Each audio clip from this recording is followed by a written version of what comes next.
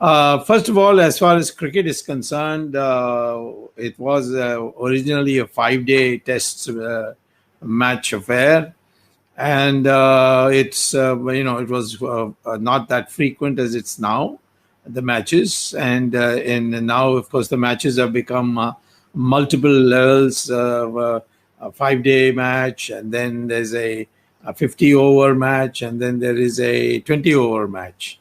So the betting in the earlier days was very straightforward, and there wasn't any question of match fixing. But as the cricket, especially because of Indian audiences, which are huge, and the money that poured in, it became huge. It became a matter of greed for a lot of people, and the betting began to get very nasty and started slowly slipping into the hands of the mafia and the people who have are now wanted under the law, under the terrorist acts, both nationally and internationally, like Dawood Ibrahim and so on. So that's how it has gone. And today it's now not only fixing matches in advance so that the outcomes are known to the fixers, and it is also prostitution has come into it. You have, for instance, in T20, women, half-naked women, all cheering. What is the need? I mean, how does it enhance the game? I don't understand. Nor how does it enhance the crowds? The crowds don't come for them, but the crowds, of course, jeer at all that is going on. So that, and plus in the for the cricketers and so on. I mean, it's become very, very, very ugly, rapidly deteriorating. That money that comes in, accounted now unaccountably, generates that kind of thing. So now the question is, in such a situation, naturally the mafia, which has been laundering money for years, sitting in Dubai, particularly Dawood Ibrahim and his incorporation, as it's called, D Company, and they have been interfering in a number of ways.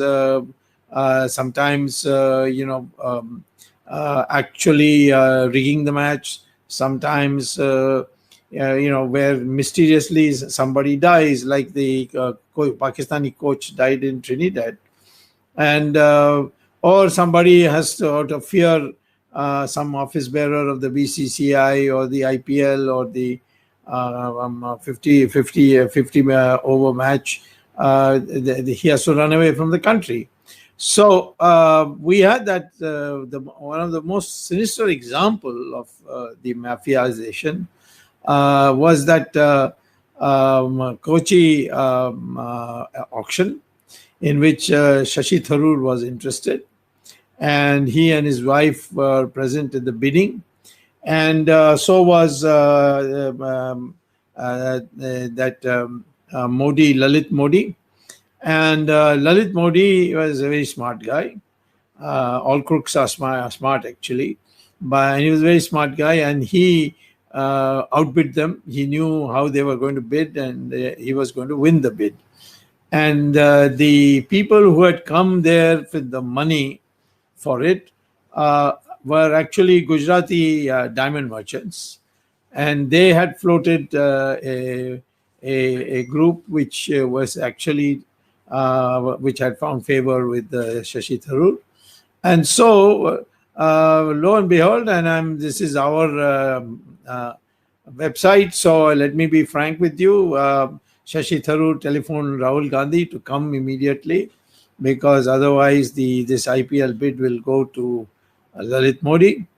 And he came, and there were hot words exchanged, mostly from one direction, namely from Rahul to Lalit Modi, and that's why Lalit Modi, for fear of his life, ran away from the country.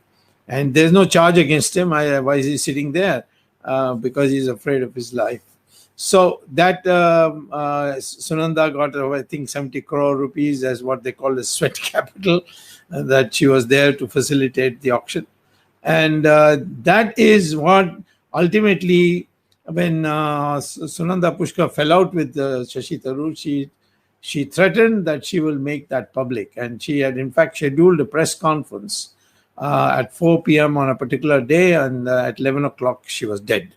So this is a clear case of where the mafia intervened to silence her, and the message got around. And so since then, the mafia has had a field day, and many cases of rigging of this is happening. Now, there have been attempts, at least one attempt was that of Srinivasan, who thought that Bombay is a fertile area for Dawood to operate. And so he tried to shift the capital of cricket to Chennai, and nearly succeeded. He floated a team called Chennai Super Kings, which became champion year after year. And slowly then, the cricketing crowds, the money, everything started moving. In the meantime, Srinivasan was so appreciated for his managerial talent that he not only became president of BCCI, later on he became even the international ICC board chairman. And so I think somewhere it was decided by the Dawood company that we will lose complete grip over the cricket if we don't stop this guy somewhere.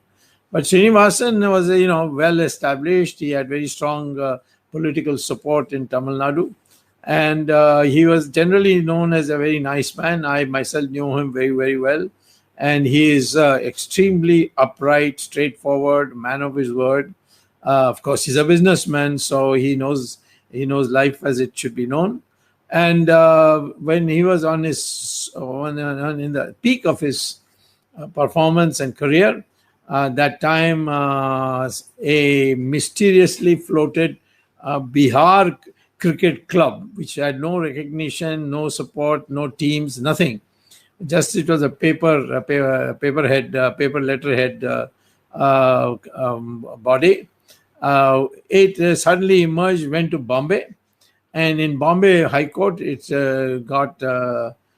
filed a PIL saying that there's a lot of corruption in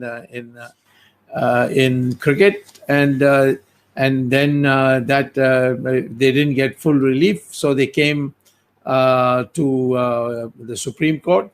And in both places, the advocate for the Bihar Cricket Club was Miss Nalini Chidambaram, the wife of P. Chidambaram. I mean, after all, what did she know about cricket?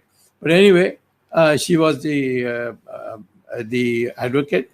And at that stage, I decided finally that I should intervene and clean up cricket. I was myself a cricket player for my school and college, and so I know the game well.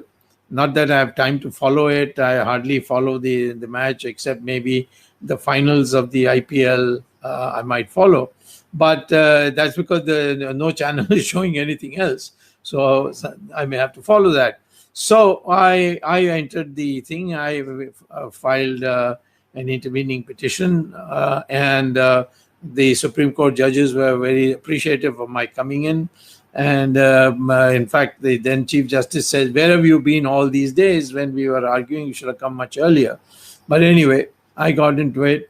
And then the whole game plan of those who had made this petition was basically that Srinivasan should be removed.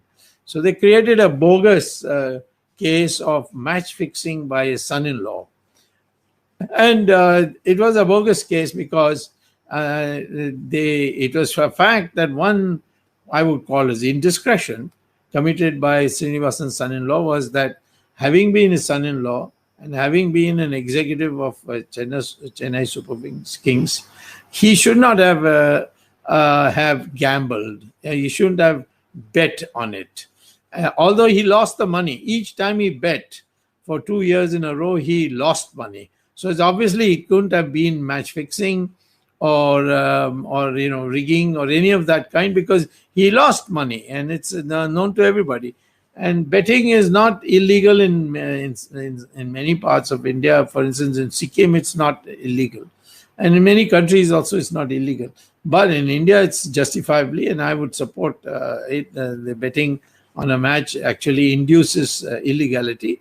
So therefore, he should not have done it. But I was surprised that the committee set up by the Supreme Court had actually found him guilty and suspended him from cricket for life for having betted and lost money. And it was clear that the target was of Srinivasan. They had nothing against Srinivasan. He was cleared of all the allegations made by Nalini Chidambaram. But the court said, you did allow your son to bet, and therefore he was suspended for 2 years. Of course, he's now back. Those 2 years have been long over. So this was a case where the Mafia got succeeded in seeing that Bombay remains the center of the cricket management. And the BCCI office is also in Bombay. And the kinds of people who are there, we know how close they are. The politicians who are having office bearers, how close they are to Dawood. So that problem has not been solved, but it has been sort of reduced because of all this publicity that came. But I would say that what the thing that we have to see is, how do you cure the Mafia involvement in anything that is good in India, anything that's an entertainment for the people? And cricket is an example. It's a technical game. You have to educate yourself, and that means you have to take interest in it. But it's become a mass sport, and there's no country in the world which can match the crowds that we assemble. So the money that comes for the ICC, which is the International Cricket Council or whatever it's called, that international body where there are people with fixed salaries, fat salaries, all Englishmen, because the headquarters is in London, they are very keen to see that India remains on their side and that India is complicit. And so Srinivasan, of course, has to make a comeback at the international level too, and I'm sure that he will. He's already back in some capacity in BCCI from where he was earlier removed. So I would say this is a developing story. There haven't been any murders or any other things, but the money that gets laundered in IPL particularly, and the 50 over matches, is extraordinary. And because of the large amounts of money that come in from the public. And therefore, I think it lends itself to a great deal of misuse. And I think this is one thing on which, although I must give compliments to Justice Mudgal, who was given a right to investigate the errors in the functioning of the various cricket clubs. For instance, Delhi, which Arun Jaitley headed, was one of the most corrupt cricket clubs. And Mudgal's report, as Justice Mudgal's report, he was Chief Justice, I think, in Punjab and Haryana. His report was, he has clinically put it out. But most important is he has drawn attention to the involvement of Mafia and said this could lead to cricketers getting killed and all kinds of, he didn't use these words, but he said it could lead to very awkward situations in our things. So that warning, I think we should act on Justice Mudgal's report and see that cricket is cleaned up. It's one of the most exhilarating sports for the Indian people, even though it is British, but we have Indianized it. We are no more in what we call as stylish batting, as the English used to have, but smacking the ball all around. The thing like Dhoni, who was an artist in that, he taught how cricket can be made to be enjoyable for the ordinary people by smacking the ball all around the ground. So this is as far as cricket is concerned, and it's a crisis in the making. can any day lead to very, very bad situations where our top cricketers can be killed, so that the balance, the status of the team can go down or up in the rankings. So we have to see that this mafia gets out of it, and that means politicians who are today office bearers, almost all the state cricket boards are headed by politicians, and many of them have very sordid records as far as corruption is concerned. So I think we need one more round of cleaning up the cricket administration, and I'm sure that someday in the future we can do it, but we need essentially the government support for it. But if the people of the ruling party become office bearers of cricket clubs, then it becomes very difficult. But anyway, these are